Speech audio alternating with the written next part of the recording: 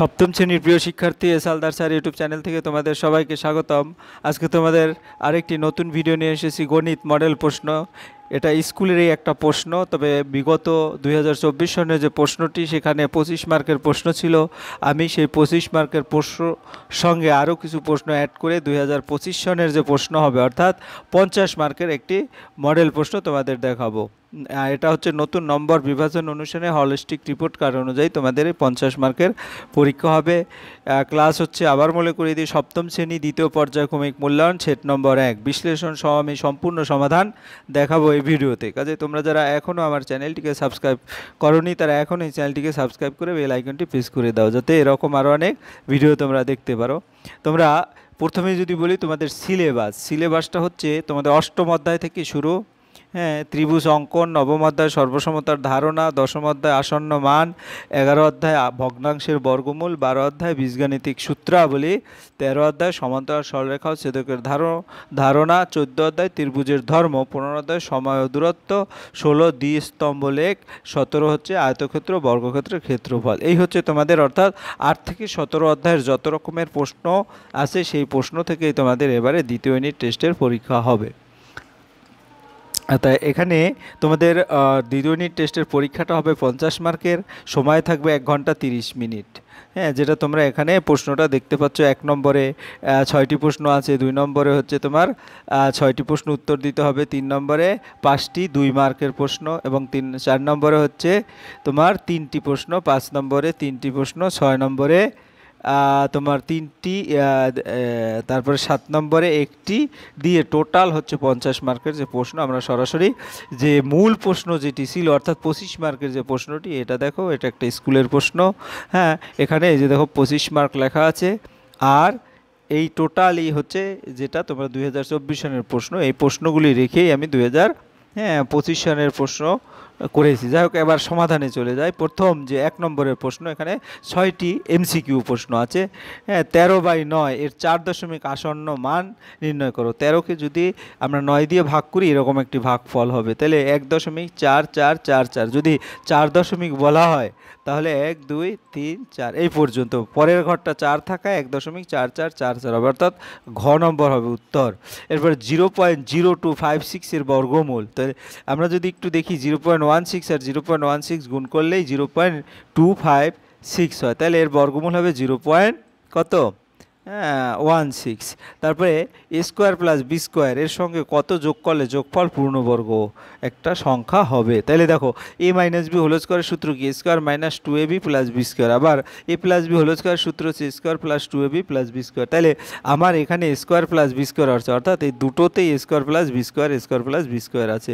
তাহলে একটা minus a bio হতে পারে, একটা প্লাস 2abও হতে পারে। কাজেই আমরা প্লাস 2ab মাইনাস 2ab অর্থাৎ গ নম্বর হবে উত্তর। এরপর আমরা চলে যাচ্ছি ঘ নম্বরের প্রশ্নে। একটা চিত্র দেখতে পাচ্ছি, এও চিকোণ 100 ডিগ্রি। তাহলে এটা যদি 100 ডিগ্রি হয়, তাহলে বিও ডি কোণ, অর্থাৎ এটা হচ্ছে একটা বিপ্রতীপ কোণের যে নমুনা, বিপ্রতীপ কোণ বিপরীত কোণ দুটিও সমান হয়, অর্থাৎ এটাও হবে কত? 100 ডিগ্রি। তাহলে উত্তর খ নম্বর। এরপরে নম্বরের প্রশ্ন, কোনো ত্রিভুজের মধ্যমা উচ্চতা একই। এটা সমবাহু ত্রিভুজ, মধ্যমা আর উচ্চতা যদি আমি এটা সমবাহু ত্রিভুজ এঁকে দেখাই, এখান থেকে যদি একটা মধ্যমা আঁকি সেটাই হবে উচ্চতা, আবার এখান থেকে যদি মধ্যমা আঁকি সেটাই হবে উচ্চতা, আবার এখান থেকেও মধ্যমা আঁকলে সেটাই হবে উচ্চতা। তাহলে উচ্চতাও যা মধ্যমা একই হবে, কেবলমাত্র সমবাহু ত্রিভুজে। তারপর 4 - x এর সাথে কত গুণ করলে 16 মানে 16 - x স্কোয়ার হবে। তাহলে এখানে 4 + x হবে, অর্থাৎ খ নম্বর উত্তর হবে, কারণ a + b * a - b এর সূত্র হচ্ছে a স্কোয়ার মাইনাস বি স্কোয়ারের সূত্র। ঠিক আছে, এই হচ্ছে তোমার টোটালি 6টা এমসিকিউ। এবার 2 নম্বরের প্রশ্ন, নির্ণীত প্রশ্নগুলো উত্তর দাও 6টি। কোনটি সর্বসমতার শর্ত? এই যে তোমার ক নম্বরে বলছে এস এস এস নাকি এ এ এ এস মানে কি? এস এস এস এস আমরা সর্বসমতার যদি শর্ত দেখি একটু ভালো করে, বাহু বাহু বাহু অর্থাৎ সাইড সাইড সাইড, এস দ্বারা সাইড বোঝায়। তারপরেরটা কি? বাহু কোণ বাহু অর্থাৎ সাইড অ্যাঙ্গেল সাইড। তারপরে কোণ বাহু কোণ, অ্যাঙ্গেল সাইড অ্যাঙ্গেল, তারপর অথবা কোণ কোণ বাহু অর্থাৎ অ্যাঙ্গেল অ্যাঙ্গেল সাইড। এবং আর একটা হচ্ছে তোমার আমরা যদি দেখি, এটা আর দ্বারা রাইট অ্যাঙ্গেল, এইচ দ্বারা হাইপোটেনিয়াস এবং এস দ্বারা সাইড। তাহলে আমার যে শর্তটা আছে আমরা যদি উত্তরটা দেখি এটা আসলে সাইড সাইড সাইড অর্থাৎ এ নম্বর হবে। এরপরে 1.23457 এর 4 দশমিক স্থান পর্যন্ত আসন্ন মান কত? দেখো 1 2 3 4, এই যে 5-এর পরের সংখ্যাটা 7 আছে, কাজে এবার 5-এর জায়গায় 6 হবে, অর্থাৎ 1.2346 হবে, ঠিক আছে।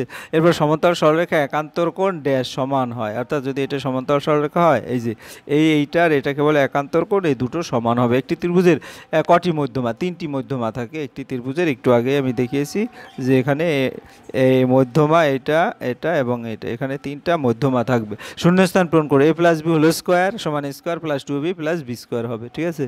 তাহলে আমরা দেখি এটার সূত্র হচ্ছে বি স্কোয়ার, তাহলে আমি এখানে কি হবে, এখানে বি স্কোয়ার হবে, ঠিক আছে। এরপরে হচ্ছে 2 সেন্টিমিটার 4 সেন্টিমিটার 7 সেন্টিমিটার বাহু বিশিষ্ট ত্রিভুজ অঙ্কন সম্ভব কি? তাহলে দেখি যদি আমরা সম্ভব কিনা। আসলে সম্ভব নয়, কারণ কি 2 এবং 4 যদি আমরা যোগ করি 6 হয়, কিন্তু অপর বাহু 7 আছে, সেটা 7 থেকে ছোট, কাজেই এক্ষেত্রে ত্রিভুজ সম্ভব হবে না। তাহলে তুমি লিখবা সম্ভব নয়, কারণ 2 + 4 ইজ গ্রেটার দ্যান 7। বিপ্রতীপ কোণ পরস্পর ড্যাশ হয়, হ্যাঁ বিপ্রতীপ কোণ পরস্পর সমান হয়। এরপরে 625/169 এর বর্গমূল হবে 625 মানে 25 গুণ 25, তাইলে 625 হয়, অর্থাৎ শুধু 25 হবে। আর 169 এর বর্গমূল 13, অর্থাৎ 13 গুণ 13 হচ্ছে 169। তাহলে আমরা 2 নম্বরের প্রশ্নের উত্তরগুলি দেখেছি। এবার 3 নম্বরের প্রশ্নে চলে যাব, সূত্রের সাহায্যে ক্রমিক গুণফল নির্ণয় করো। তাহলে আমরা যদি সূত্রের সাহায্যে একটু দেখি, এটা তোমাদের একটা উদাহরণের প্রশ্ন। এখানে a plus B whole square আছে, এখানে x plus Y x minus Y দেওয়া আছে, একই, শুধু x এর জায়গায় a লিখবা আর y এর জায়গায় b লিখবা। তাহলে এই দুটো সূত্র মানে কি, দুটো সূত্র a square minus B square, এই যে স্কোয়ার মাইনাস বি স্কোয়ার লিখলাম। আবার এই দুটো মিলে কি হবে, এই দুটো মিলে x⁴ y⁴, আবার এই x⁴ minus y⁴ into x⁴ plus x⁴ minus y⁴, তাহলে উত্তর হবে এটা। এরপরের প্রশ্ন 2 নম্বর, ঘন্টায় 48 কিলোমিটার বেগে ধাবমান 100 মিটার লম্বা একটি ট্রেন 21 সেকেন্ড পাহাড়ের ভিতর দিয়ে একটি সুড়ঙ্গ রাস্তা অতিক্রম করে, হিসাব করে দেখি সুড়ঙ্গ রাস্তাটির দৈর্ঘ্য কত।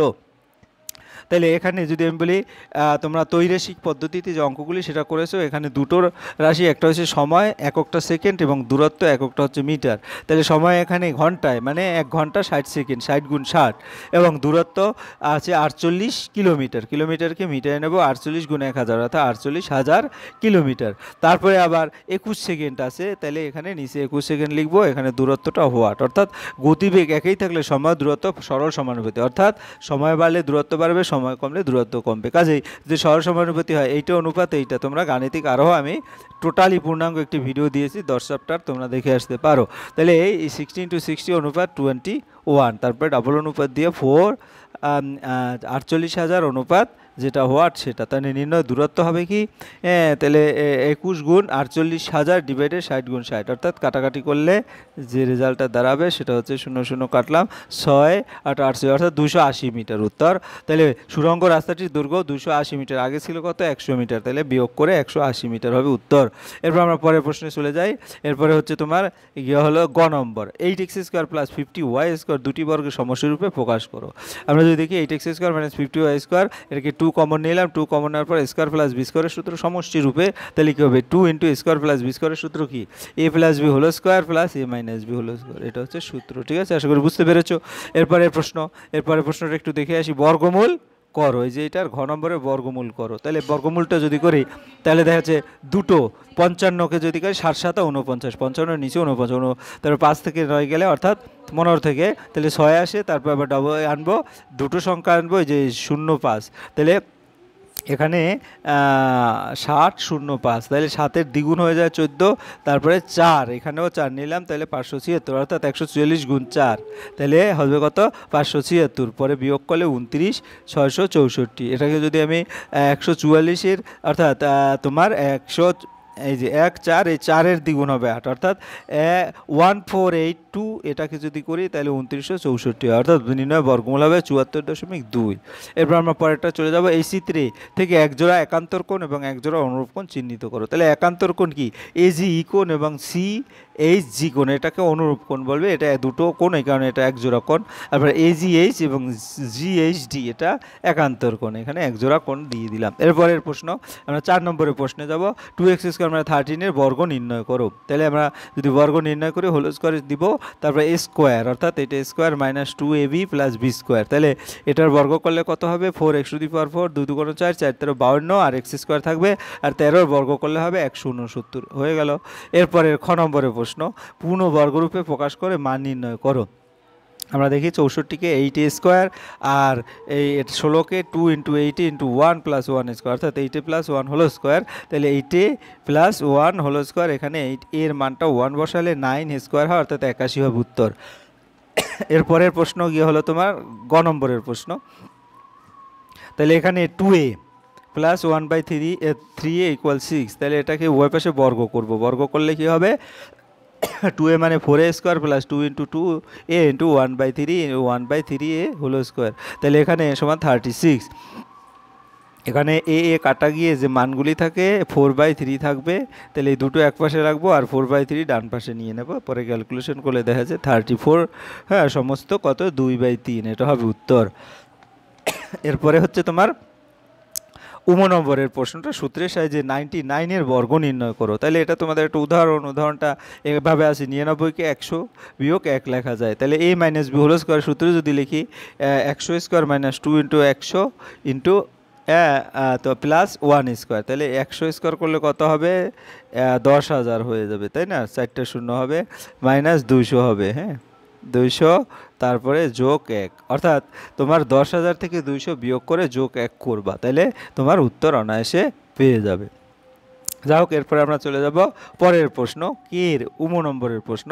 কে এর কোন মানের জন্য a² + 2ak + 1/9 বর্গ হবে? তাহলে এখানে তোমার কি করতে হবে? c² + kc + 1/9, এটাকে আলাদা আলাদা করে ভাঙালে দেখা যাচ্ছে কী হবে? ac + 1/3 whole square - 2c × 1/3 + kc। তাহলে এটা যদি শূন্য হয় তাইলেই কেবল c² + kc + 1/9 পূর্ণবর্গ হবে। কাজেই এক্ষেত্রে এটা সমান 0, অর্থাৎ কে এর মান হবে 2/3। আবার c² + kc, এখানে মান যদি কে এর মানটা বসিয়ে দেই তাহলে দেখা যাচ্ছে এখানে টোটাল যে মানটা আসে সেটা হচ্ছে kc = 2c/3, অর্থাৎ k সমান 2/3 হবে উত্তর। এরপরের প্রশ্ন, পরেশবাবু মাসে 8x টাকা আয় করেন, তিনি প্রতি মাসে 3x - 15 টাকা ব্যয় করেন, তার মাসিক সঞ্চয় কত? 8x এখান থেকে বিয়োগ করলে 3x, হ্যাঁ, কারণ এটা আয় আর এটা ব্যয়, তাহলে এখান থেকে দেখা যাচ্ছে 5 × x + 5, এটা হবে উত্তর। এরপর আমরা 5 নম্বরের প্রশ্ন চলে যাবে। √12-এর 3 দশমিক স্থান পর্যন্ত আসন্ন মান নির্ণয় করো। তাহলে √12 যদি দেখি, এটাকে বর্গমূল করব কিভাবে? প্রথমে 12কে করব, 3 × 3 = 9, 12-র নিচে 9 লিখলে 12 থেকে 9 গেলে 3 থাকে, আমি দশমিক দিয়ে দুটো শূন্য আনতে পারবো, 300, 3-এর দ্বিগুণ করব 6, ঠিক আছে? তাহলে এর সাথে 4, এর সাথে 64 × 4 256, পরে 300 থেকে 256 গেলে 44 থাকে, বাকি দুইটা শূন্য নিয়ে আসলাম। এরপরে আবার কি হবে? এই 4-এর দ্বিগুণ হবে 8, তারপরে আমরা এখানেও 6 লিখবো, এখানেও 6 লিখবো, ঠিক আছে?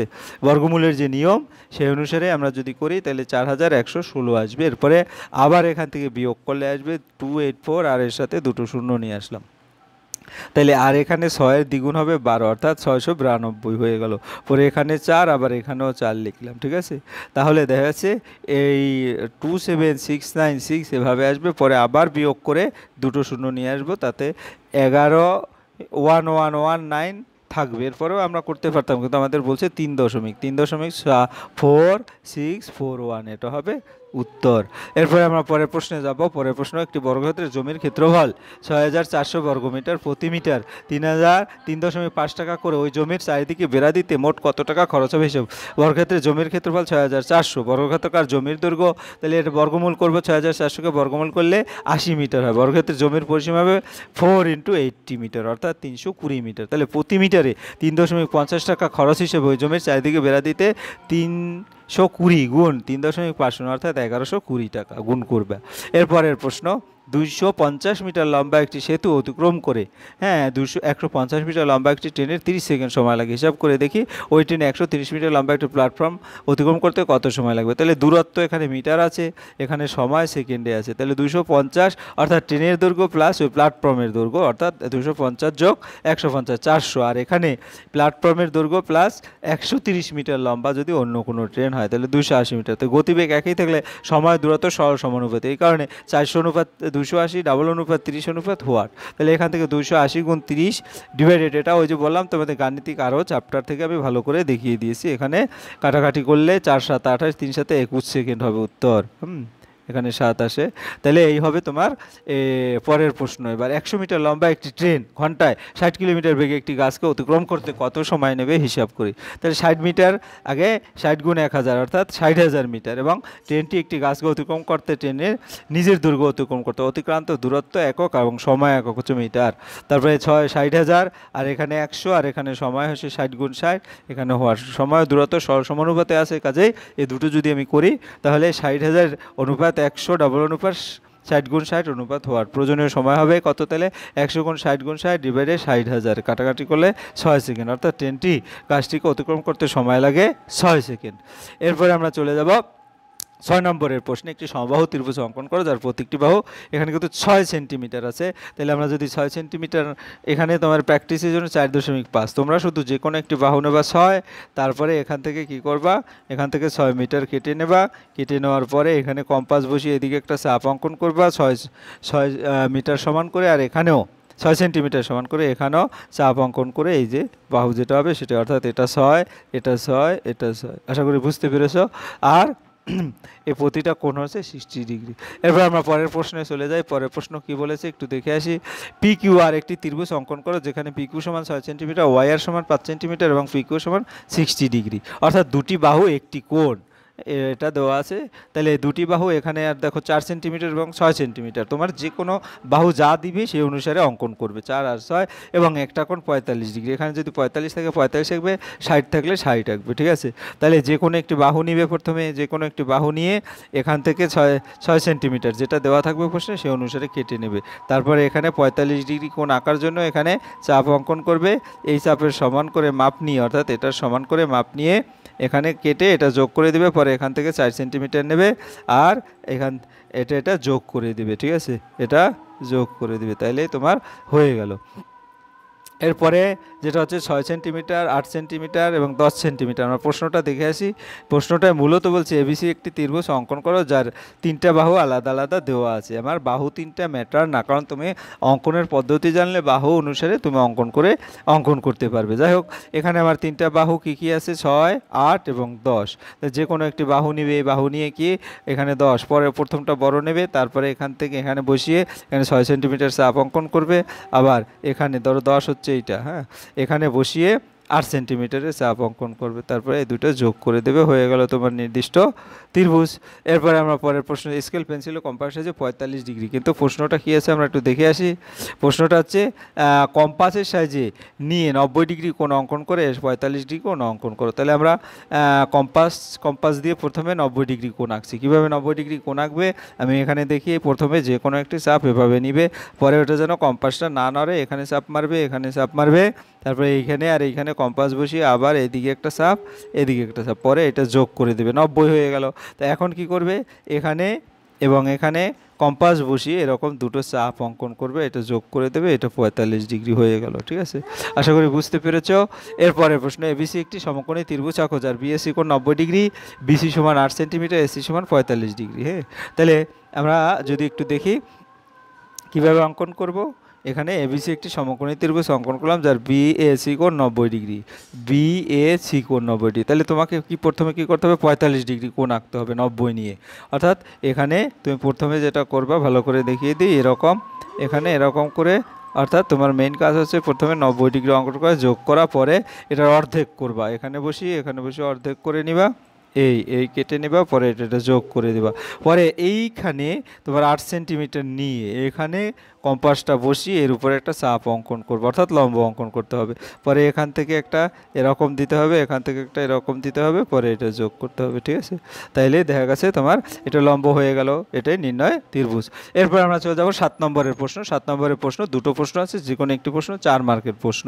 কৃষ্ণনগরে এক কুমোরের 5 মাসের মাটির পুতুল ও সোলার তৈরি পুতুলের তথ্য নিচের টেবিলে লিখলাম, এই তথ্য স্তম্ভক চিত্রের মাধ্যমে প্রকাশ করার চেষ্টা করো। হ্যাঁ, তাহলে আমরা যদি দেখি এখানে মাটির পুতুলের সংখ্যা, সোলার সংখ্যা এভাবে দেওয়া আছে, তাহলে আমরা এটা আঁকবো। কীভাবে আঁকবো? এক্স অক্ষ বরাবর মাস, জানুয়ারি, ফেব্রুয়ারি, মার্চ, এপ্রিল, মে, এবং এই ওয়াই অক্ষ বরাবর পুতুলের সংখ্যা। এখানে তো পুতুলের সংখ্যা দেওয়া আছে 200, 400, 600, 800, 1000। কীভাবে নেব আমরা দেখব আসলে মাটির পুতুলের সংখ্যা আসলে কোথায় কত হয়, ঠিক আছে? এখানে 600, 500, অর্থাৎ সর্বোচ্চ 900 আছে, কাজে আমি যদি 1000 নিই তার মধ্যে সবেই ধরাতে পারবে। হ্যাঁ, সোলার পুতুলের সংখ্যা পাশাপাশি। তাহলে আমরা প্রথমটা কী করছি, লালটা যেটা সেটা সোলার পুতুলের সংখ্যা এখানে এভাবে, আর এটা হচ্ছে মাটির পুতুলের সংখ্যা। তো একটা জানুয়ারি মাসে 600, তো 600 বরাবর এই যে দাগ দেওয়া হয়েছে এটা 600, এই বরাবর এটা দাগ দেওয়া হয়েছে, এটা হচ্ছে 500, তো 600 আর 400-র মাঝখানে যেটা সেটা হচ্ছে 500, এই যে এটা, ঠিক আছে? এভাবে তোমরা ফেব্রুয়ারি মাস, এটা ফেব্রুয়ারি মাসে দেখো 550 বরাবর এখানে দাগ দেওয়া আছে, ঠিক আছে? আর এটা হচ্ছে কত, 450, ঠিক আছে? একইভাবে পরেরটা হচ্ছে 450, আর এটা হচ্ছে 600, তারপর এটা হচ্ছে 750, এটা হচ্ছে 650, এরপরে এটা হচ্ছে 900, আর এটা হচ্ছে 700। এইভাবে করে তোমরা দাগ কেটে মানগুলি লিখে দেবে, একবারে সহজ। এরপরের প্রশ্ন, আমাদের সপ্তম শ্রেণীর 55 জন ছাত্রছাত্রী, অষ্টম শ্রেণীর 60 জন ছাত্রছাত্রীর প্রিয় খেলার তথ্য জোগাড় করে নিচের টেবিলে লিখলাম, এই তথ্য দ্বিস্তম্ভ চিত্রের মাধ্যমে প্রকাশ করি। তাহলে এখানে সেই স্তম্ভ যেটা দেওয়া আছে আমরা যদি প্রকাশ করি একইভাবে, এখানে ক্রিকেট, ফুটবল, সাঁতার এরকম একটা অঙ্কগত মাস আসবেই। তারপরে ছাত্রছাত্রীর সংখ্যা, তাহলে সপ্তম শ্রেণীর ছাত্রছাত্রীর সংখ্যা হচ্ছে, আমরা এটা নীল কালি আর এটা লাল কালি দিয়ে বা গোলাপি কালি দিয়ে করা হয়েছে, সে একইভাবে এখানে ক্রিকেট, ফুটবল, সাঁতার, হকি, খোখো এরকম খেলার নাম লিখবো, আর এদিকে ছাত্রছাত্রীর সংখ্যা। তো প্রথমটায় দেখো 12, এই যে 12 বরাবর 12 আছে, তারপরে এটা হবে 14, তারপরে এটা পরেরটা, এটা 14, এটা 16, তারপরে এটা 8, হ্যাঁ এটা 10, এভাবে করে প্রতিটা দেখে দেখে একে এই যেভাবে দেওয়া আছে সেটা সুন্দর করে আঁকবে। যাই হোক, এই ছিল তোমাদের টোটাল 50 মার্কের একটা পূর্ণাঙ্গ প্রশ্ন এবং তার সমাধান। পরিশেষে বলবো, তোমরা যারা এখনও আমার এই চ্যানেলটিকে সাবস্ক্রাইব না করে ভিডিওগুলি দেখছো, প্লিজ প্লিজ প্লিজ চ্যানেলটিকে সাবস্ক্রাইব করে বেল আইকনটি প্রেস করে দাও। ভিডিওটি দেখার জন্য অসংখ্য ধন্যবাদ। ভিডিওটি ভালো লাগলে লাইক, কমেন্ট, শেয়ার করতে ভুলবে না। আজ এই পর্যন্তই, ধন্যবাদ সবাইকে।